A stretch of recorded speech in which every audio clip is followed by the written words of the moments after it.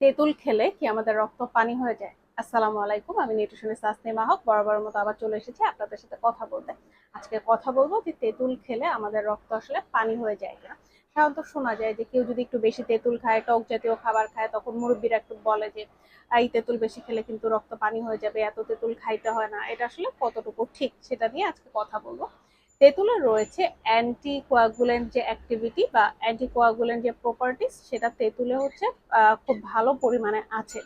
কাজেই যারা বেশি তেঁতুল খায় তাদের হচ্ছে এই অ্যান্টি কোয়াগুলেন্ট যে প্রপার্টিটা আছে এটা অ্যাক্টিভ হয়ে যায় এবং তাদের ব্লাড থিন হয়ে যায়, মানে রক্তটা পাতলা হয়ে যায়। কাজেই যারা প্রচুর পরিমাণে তেঁতুল খান বা টক জাতীয় খাবার খান তাদের রক্ত পাতলা হয়ে যেতে পারে, কিন্তু এটা কখনো পানি হবে না, কারণ পানির ঘনত্ব এবং আমাদের রক্তের ঘনত্ব দুটা একদমই আলাদা। যদি আমাদের রক্ত যেটা আছে এই রক্তকে পানির ঘনত্বে আসতে হয় তাহলে রক্তটাকে প্রচুর পাতলা হতে